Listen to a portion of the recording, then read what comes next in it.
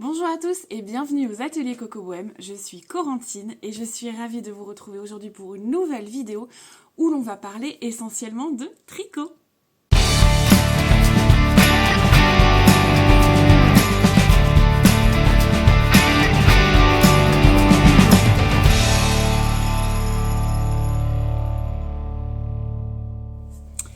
Alors, si vous avez suivi un petit peu mes aventures créatives de la semaine qui vient de s'écouler, je voulais vous parler de deux choses qui me tiennent à cœur.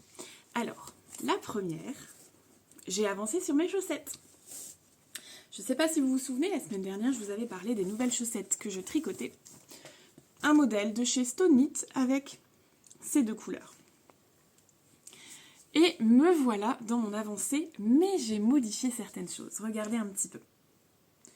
Du coup, je suis toujours sur mes côtes, toujours sur la version damier de la chaussette. Et là, en fait, hier, j'ai fait cette partie-là et je me suis dit, ok, je veux faire le talon dans notre belle couleur Sugar de chez Hedgehog. Je voulais absolument que cette couleur soit plus présente dans ma chaussette. Et donc, du coup, j'ai fait le talon avec la technique du Shadow Wrap de chez Claude Tricot, qui fait des vidéos très très bien de tricot pour vous expliquer ce genre de petites choses. Et du coup, je me suis dit, ok, j'ai fait le talon, et maintenant? Et j'avais pas nécessairement envie de reprendre ce côté damier sur la chaussette, j'avais vraiment envie d'une chaussette super farfelue, originale. Et du coup, bah là, je pars en rayure, parce que comme ça, je voulais vraiment que la couleur de chez Hedgehog soit plus présente. Et là, je pars tout simplement en rayure, en alternance 4 ans, 4 ans de vert et de multicolore. J'adore mes chaussettes. Je voulais vous montrer un petit peu, du coup, quand elles vont être portées, on verra vraiment bien ici le damier. Voilà, ça va être super sympa. Voilà, je les ai essayées, elles fit parfaitement. Donc je suis super contente de ces chaussettes très printanières. Et donc du coup, on va encore, vous allez me dire, mais elle nous embête avec ces chaussettes celle-là. On va encore un petit peu réaborder le sujet de la chaussette parce que là vous voyez, je tricote avec la technique du mini circulaire qui est jusqu'à présent ma technique favorite. Je vous avais parlé dans des vidéos précédentes d'autres techniques qui existent, comme la technique de base, celle avec laquelle j'ai appris il y a plus de 10 ans, les aiguilles double pointe. Hop. Il y a également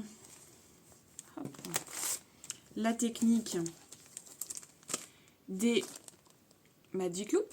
Donc c'est la technique que j'avais utilisée sur une chaussette précédente, là où vraiment on tire le câble. Et il y a la technique des quasi-trios. Et là vous allez me dire, Kesako.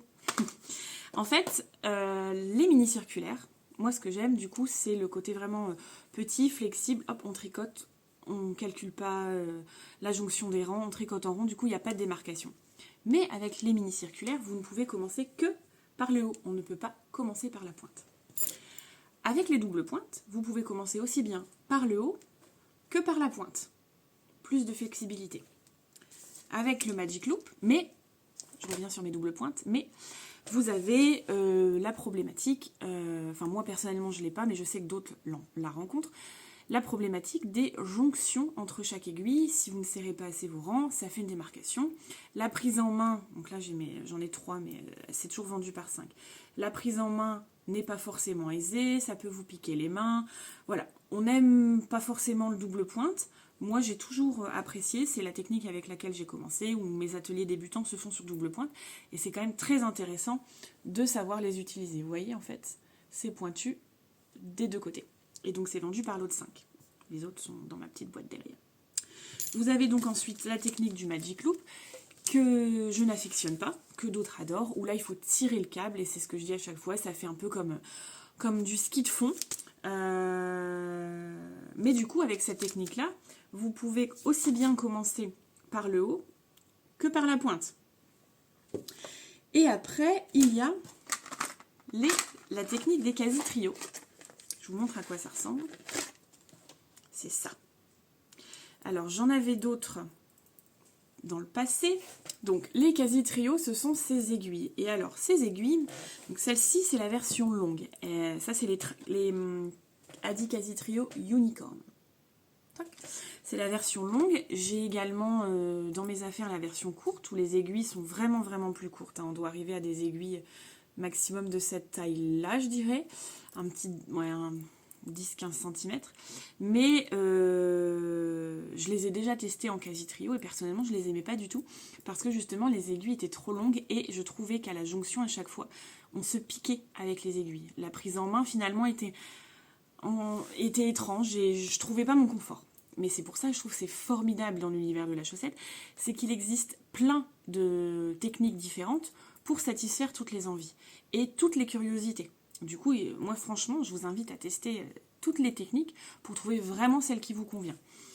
Et du coup, la quasi-trio, ce qui est bien, c'est que c'est un mixte entre le Magic Loop, mais sans l'inconvénient du câble.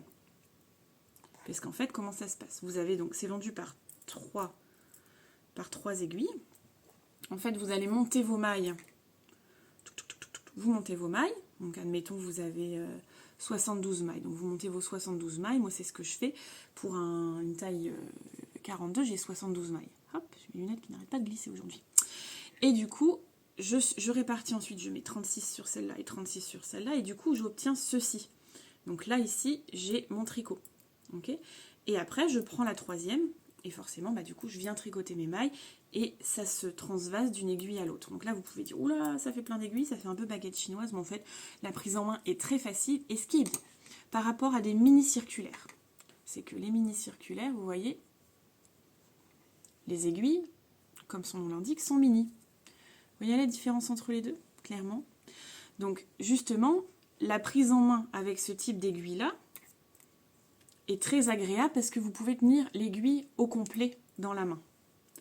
Ce qui est bien par rapport à du Magic Loop, c'est que vous n'avez pas le câble à tirer. Et ce qui est mieux par rapport à du double pointe, c'est que du coup, comme il y a le petit câble au milieu, c'est que c'est flexible et c'est pas rigide et voilà, c'est très confortable. Si vous n'avez jamais testé, je vous invite vraiment à l'utiliser parce que je sais que les clientes, moi, le Magic Loop, enfin le mini circulaire, c'est ce que je dis à chaque fois en magasin. Pour moi, c'est on aime ou on n'aime pas. Il n'y a pas de demi-mesure. Parce que comme quand on tricote, on a vraiment, vous voyez, moi je place mes doigts comme ça et là je tricote. On a vraiment les mains qui ont tendance à se crisper. Donc après, c'est un coup à prendre, mais il y en a qui trouvent vraiment ça trop petit et qui préfèrent justement le Magic Loop pour avoir la grande aiguille, pour avoir le confort de la pose des mains sur l'aiguille. Donc, voilà, c'était un petit peu je voulais vous expliquer justement les différentes options qui s'offrent à vous quand vous voulez démarrer dans la chaussette, que vous démarriez par le haut ou par la pointe, ce qui est possible de faire avec l'un et pas avec l'autre. Et je sais qu'il y en a beaucoup qui utilisent, alors pas forcément pour tricoter toute la chaussette, les quasi-trios, mais qui vont l'utiliser pour travailler la pointe. Donc je dirais que c'est toujours intéressant d'avoir un jeu de chaque, un jeu de double pointe, un jeu de mini-circulaire, un jeu de Magic Loop, un jeu de quasi-trio, parce qu'à un moment donné, vous êtes peut-être bloqué, je sais, en mini-circulaire, on arrive, quand on doit faire la pointe, on est bloqué. On ne peut pas faire la pointe avec des mini-circulaires. Moi, c'est ce que je dis à mes clientes, à chaque fois, on repasse sur les doubles pointes pour terminer la pointe de la chaussette. On ne peut pas avec ça. Vous êtes forcément bloqué.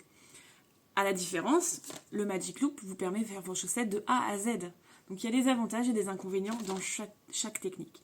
Mais je suis sûre que si vous faites déjà partie de l'univers du tricot de la chaussette, vous avez déjà découvert ce genre de choses. Et si ce n'est le cas, je vous invite vraiment à tester les différentes méthodes.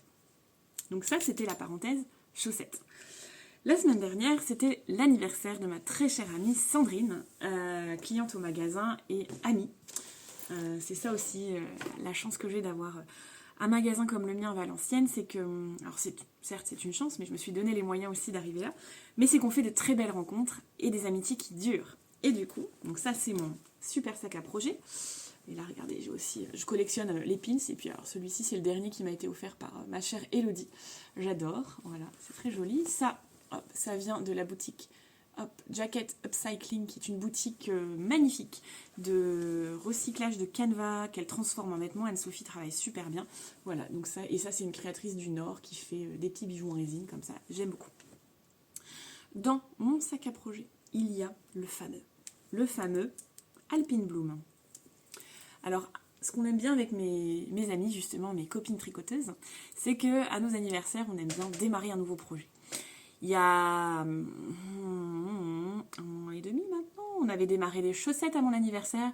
On ne les a pas encore terminées, mais on aime bien se retrouver, castonner, donc monter les mailles ensemble, et ensuite se donner des petits tips and tricks pour continuer. Alors ici, on a monter le fameux Alpine Bloom. Donc c'est un pull jacquard avec un motif de fleurs. Mais je vous annonce clairement que tout ça va être détricoté. Pourquoi vais-je détricoter ce joli pull en devenir? Simplement parce qu'en fait, ça ne me plaît pas. Alors la couleur me plaît, vous ne le voyez peut-être pas forcément, c'est un bleu marine très foncé avec un rose vif. Le rose vif, donc le bleu marine, c'est la langue Alpaca Socks, et le rose, c'est celui de ma chère Christelle de Tricot et Stitch. Et en fait, j'adore, hein. Franchement j'adore la combinaison des couleurs, mais je pense que je tricote trop lâche, c'est trop mou, et l'alpaca en fait ne tient pas. Il est trop mou et on se rend compte sur l'encolure, enfin moi j'aime pas du tout, ça fait filet de pêche, alors que ça devrait être beaucoup plus rigide. Donc, le modèle est super simple à faire. Si vous avez envie de vous lancer dans un pull jacquard, là c'est le Alpine Bloom classique, c'est pas le Autumn Alpine Bloom, parce que je n'aimais pas l'encolure du Autumn Alpine Bloom. Donc c'est le Alpine Bloom classique en manches courtes, mais moi je ferai des manches plus longues. Et j'aimais beaucoup cette petite encolure dentelle, elle était, bon là, franchement on voit pas, mais très élégante. Et le contraste du rose, je trouve ça formidable.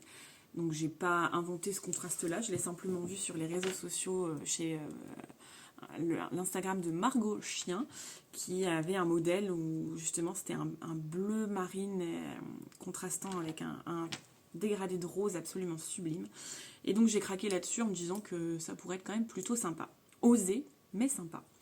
Et donc du coup, cette petite beauté va être détricotée, et là je change carrément la laine. J'ai décidé de... Alors là je ne l'ai pas là, je vais la recevoir au magasin normalement demain, mais je regarde si j'avais une qualité, une pelote de la même qualité. Non, j'en ai pas. J'ai sélectionné du coup la Woolwise de chez Srafius, qui est une laine que l'on vend au magasin. C'est une nouvelle qualité en 100% mérino recyclé, traité superwash, donc c'est un 100% laine qui se lave en machine, mais qui se travaille en aiguille 4. La différence de ces petites pépites, qui sont des fils dits fingering, donc qui se travaillent en aiguille plutôt 3, 3,25, 3,5. Donc je vais changer un petit peu le modèle pour avoir du coup un échantillon qui colle à des aiguilles 4. Donc du coup je vais faire la partie où ici c'était en 3,25, je vais la faire en 3,5. Et ici le 3,5 je vais le faire en 4. Du coup, je pense que j'aurai un pull un peu plus grand quand on fait des échantillons et qu'on change de taille d'aiguille par rapport à ce qui est préconisé. Moi, je conseille toujours de prendre la taille en dessous, du coup. Mais après, le pull se porte assez large, un peu boxy, donc je me dis, bon, si je garde la même taille, mais en aiguille 4, ça devrait fitter. Donc, j'ai super hâte de recevoir ma laine au magasin demain. Au niveau des couleurs, j'ai toujours pris un bleu et un rose. Le bleu est un petit peu différent, un peu moins marine. Celui-ci était vraiment très foncé. Vous voyez là, mon gilet est noir. Et c'était vraiment très marine, peut-être trop marine du coup. Et ça cassait vraiment c'était peut-être trop intense finalement. Et le rose de chez Christelle est très très beau. Mais du coup, comme le fil est plus gros que mon fil marine, le rose vient complètement manger le fil marine. Et là, je pense que du coup, c'était une erreur en fait de pas travailler de même qualité dans un pull. Généralement, je travaille les mêmes qualités. Et là, du coup, au fur et à mesure que je tricotais, je me dis, oulala, c'est trop déjaugé, ça ne me convenait pas. Et là, je vous montre du coup l'envers du décor, le jacquard. Donc pour information, c'est mon premier jacquard en pull. J'ai déjà fait du jacquard en accessoire, du jacquard en chaussettes, mais jamais en pull. Et je suis super contente du coup d'avoir monté ce projet-là avec Odile et Sandrine, qui font partie du call du Alpine Blue. Si vous avez envie de nous rejoindre, n'hésitez pas. Il faut simplement acheter le patron sur Ravelry, prenez votre laine et on peut s'amuser à faire un groupe plus grand pour vous conseiller dans le montage de ce pull, qui est super sympa. Attention, je précise, le patron est en anglais. Vous allez me dire, encore un modèle en anglais. Mais le tricot en anglais, ce n'est vraiment pas compliqué. Faites-vous un petit répertoire. Knit, purl, cast on, bind off. Déjà là, knit two together, knit two tog. Vous allez voir, ça va être super facile. Donc voilà, c'était une petite vidéo courte pour vous montrer les projets tricot qui m'animent en ce moment. Je vous avais aussi fait une petite photo Instagram avec cette petite nouveauté de chez Rico Rumi, les Blooming Beauties. Bon, j'ai pas trop avancé, hein. Donc ça, c'est censé être le visage de ma poupée. J'ai décidé de faire Rosie Rose. C'est cette petite poupée-là. Donc j'ai fait aussi une partie de sa chevelure. Mais j'avoue que normalement, là, le crochet se travaille en 2,5 et j'ai beaucoup de difficultés à crocheter serré. Donc c'est comme si mes mains et mon cerveau se disaient « Non, ne crochette pas, tricote, c'est beaucoup plus confortable pour tes mains. » Donc du coup, j'avance pas. Donc je suis contente d'avoir fait son visage. Et d'ailleurs, c'est ultra serré. Je suis quand même très fière de moi. Et pourtant, j'ai crocheté au 3 mm.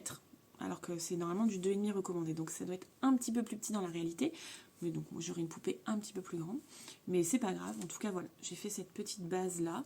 Et bon, de toute façon, l'idée, c'était de faire quelques poupées pour décorer la vitrine de printemps. Donc, on est encore un petit peu large. Demain, j'attaque ma vitrine de Saint-Valentin. J'ai trop hâte. J'adore. J'ai prévu plein de petits cœurs partout. Ça va être trop joli.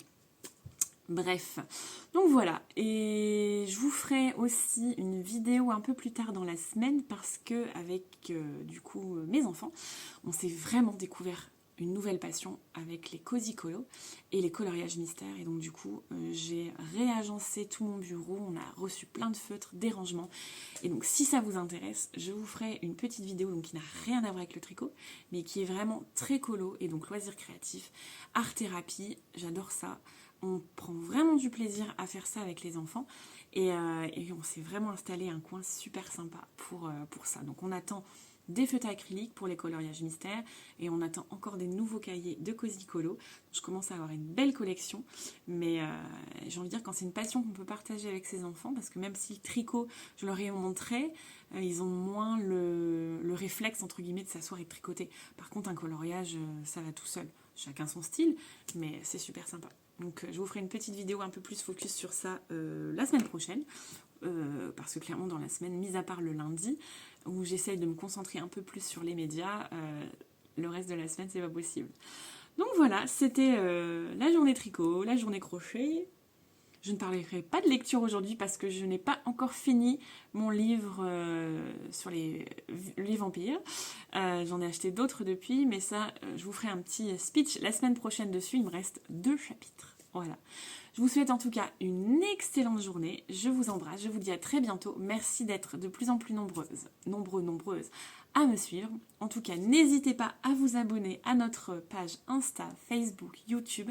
Et si vous êtes du nord de la France ou en voyage par chez nous, à nous rendre visite à notre jolie boutique aux 3 rue Ferrand à Valenciennes. Passez une belle journée. À très bientôt.